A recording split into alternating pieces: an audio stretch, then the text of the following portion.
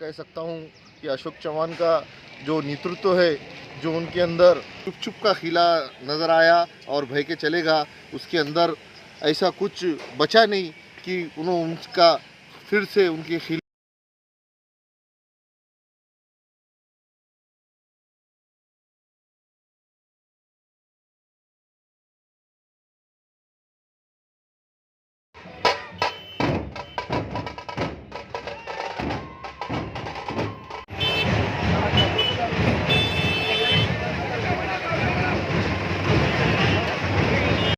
आदाब दोस्तों, AIR news में आप सभी का स्वागत है। इस वक्त महाराष्ट्र के साबिक़ा चीफ मिनिस्टर अशोक राव चौहान, जो पिछले कुछ दिन पहले भारतीय जनता पार्टी में शमूलियत इख्तियार करने के बाद आज नांदेड़ एयरपोर्ट पहुंचे। नांदेड़ एयरपोर्ट से एक जल्लोष रैली की शक्ल में शिवाजी नगर इनके मकान पर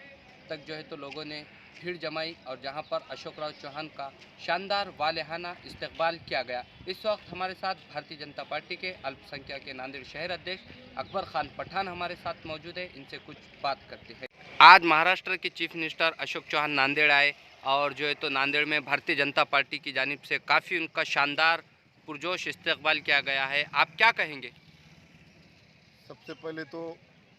मैं देश के प्राइम मिनिस्टर नरेंद्र जी मोदी और महाराष्ट्र का खंबीर नेतृत्व करने वाले देवेंद्र जी फडणवीस और महाराष्ट्र के तड़पदार 2020 मैच खेलने वाले ऐसे नेता बावनकुळे साहब, इनके नेतृत्व के अंदर महाराष्ट्र में जो भारतीय जनता पार्टी के माध्यम से सबका साथ, सबका विकास और सबके विश्वास के साथ जो काम हुआ है, जो कार्य हुआ है, जो सरकार के जो योजना है, वो योजना जनता तक पहुँचे, इस विकास को देखते हुए महाराष्ट्र के नहीं, नांदेड़ जिले के नहीं, बल्कि भारत देश के सबसे अच्छा नेतृत्व करने वाले, समझबूझ रखने वाले, सब समाज को लेके चलने का, जिसने 30-40 साल और उनके वालिद साहब, उनके पिताजी ने भी कांग्रेस में रह के जिस तरीके से नांदेड़ को विकास की तरफ ले गए, ऐसे नेता अशोक राव चौहान आने से नांदेड़ में कांग्रेस मुक्त करीब हो गई है। जिसका एक मैं उदाहरण देना चाहता हूँ कि अब ये कांग्रेस जो है, जिस तरीके से उनकी सरकारों के अंदर जो जनता से उन्होंने वादे किए थे, जो जनता को उन्होंने विकास के जो सपने दिखाए थे, वो सपने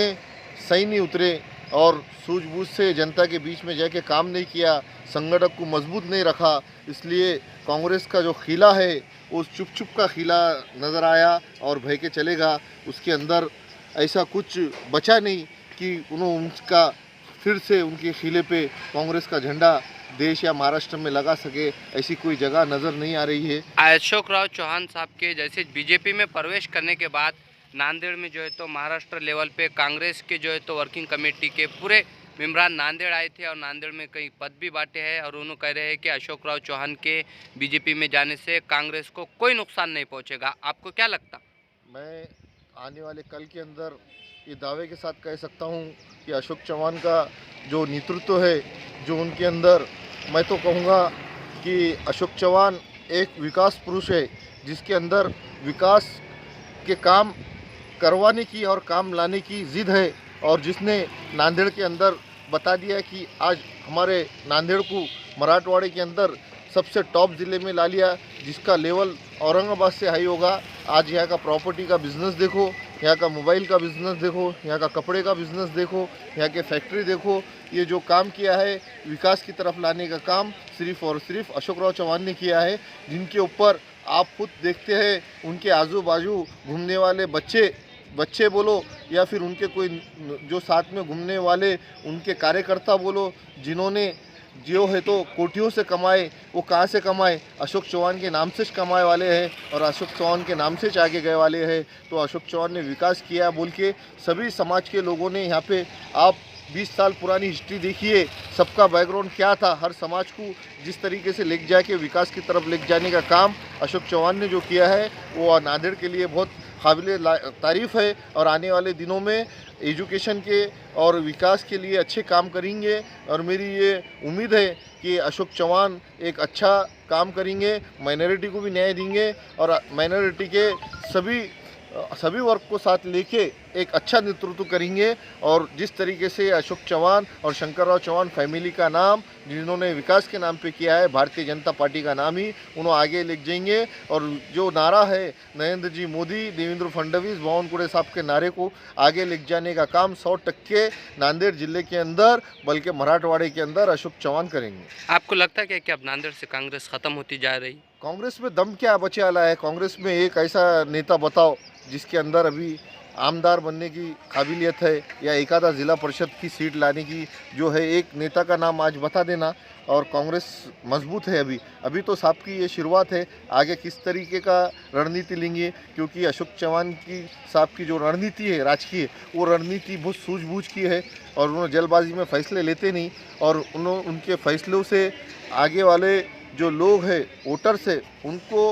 वोट डालने के लिए उनको सहमत कराते और उनसे मनवाते कि मैं तुम्हारा विकास करने के लिए इस जिले के काबिल नेता है। ये काम अशोक चौहान के अंदर सूझबूझ का बहुत अच्छी तरीके से है। और ऐसा लगता है कि आपको कि देगर कांग्रेस के कॉर्पोरेटर्स है, विधायक है, अब ये बहुत जल्द बीजेपी में प्रवेश करेंगे? बहुत लोग आएंगे, क्योंकि जिसकी उसकी जो ये चर्चा गोपनीय रहती, जब ये चर्चा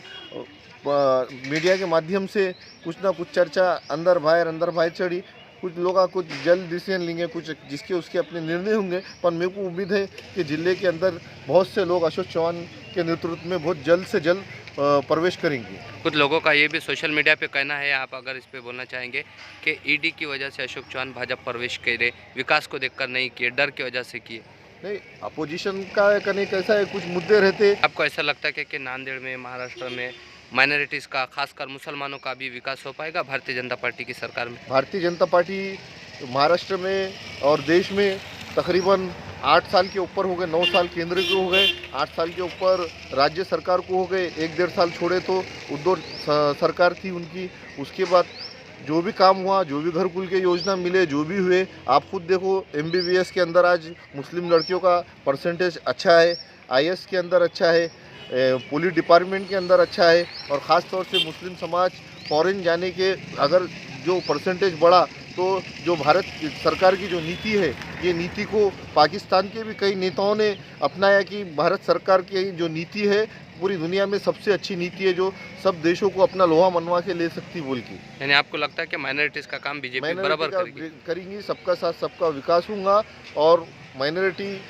के अंदर जो सोच हो गई वाली है, जो कांग्रेस ने डरा के रखी कि बीजेपी ये करेंगी, बीजेपी वो करेंगी, क्या है, कुछ मुद्दे जो रहते तो कुछ मुद्दों को भुलाते हुए आने वाले चबूतरों पे इधर उधर बैठ के टाइम पास करके समाज को भड़काने का काम करने से अच्छा हर आदमी के अंदर समाज को है कि नहीं विकास की तरफ ले जाना, युवा बच्चे खास तौर से पढ़ाई की तरफ ध्यान देना, बिजनेस की तरफ का ध्यान देना। और कुछ लोग जो भड़काऊ भाषण करते हैं, इन्हों अपोजिशन लोगों से शिपियारी लेके इनको महीने के कुछ पैकेट मिलते हैं और इन्हों अपने चबूतरों पे, ख़ास तौर से ये पूरे देश की स्टडी है मेरी सच्चर समिति के अंदर, खुले अल्फाज में है कि जहाँ मुस्लिम समाज के बच्चे बैठते तो उनकी उम्र बूढ़ी हो जाती, उनके बच्चे शादी को आ जाते और उन्होंने परेशान हो जाते, उनको शादी करने के लायक पैसे नहीं रहते। ये परिस्थिति देश के अंदर मुसलमानों की सच्चर समिति ने बताई वाली है। इसलिए देश के जो राजकारण है, राजकारण को देखते हुए मुस्लिम समाज ने अपने सूझबूझ की समझदारी से अपना काम करना चाहिए। और समाज के अंदर कुछ भड़काऊ लोग जो है जो भड़काएंगे, क्योंकि हम हिंदुस्तान के अंदर रह रहे, हिंदुस्तान के संविधान के अंदर रह रहे, तो हम हिंदुस्तान की बात करना, संविधान की बात करना, अपने को 5 टाइम की नमाज़ पढ़ने का हक़ है, जाके 5 टाइम की नमाज़ पढ़ना, टाइम मिला तो स्टडी करना, अच्छे किताब बनना, कुछ एरिया के अंदर सीमित नहीं रहना, दूसरे एरिया के भी अच्छे काबिलियत वाले दोस्त बनाना और अच्छे फ्रेंड सर्कल में घूमते हुए एक अच्छे राजकारण को समझने की कोशिश करना। मुसलमानों ने भड़काऊ लोगों के अंदर हमेशा, आप देखो 10 साल का रिकॉर्ड है, कई बच्चे जेल, कुछ लोगों के भड़काऊ भाषणों की तरफ से अंदर है, कुछ भड़काऊ नेताओं की तरफ से अंदर है, कुछ एरिया के राजकारण की तरफ से अंदर है, कईयों 307 और 302 के अंदर, और कई बच्चे हैं कि नहीं 395, 392 पोस्टों के अंदर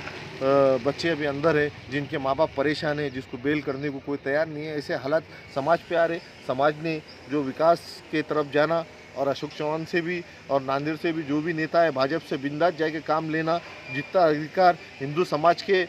नागरिकों का है उतना ही अधिकार यहाँ पे मुस्लिम माइनॉरिटी, सिख, बौद्ध हर समाज का है। बिंदास अपने काम लेना और काम के वास्ते अपनी मनवाना। कुछ अड़चन आ रही तो पालक मंत्री को मिलना, अशोक चौहान को मिलना, बड़े बड़े नेताओं को मिलकर निवेदन देना। काम करने के लिए सभी तैयार है। कुछ नहीं हुए 100 जनों दिए 5 लोगों का तो काम होगा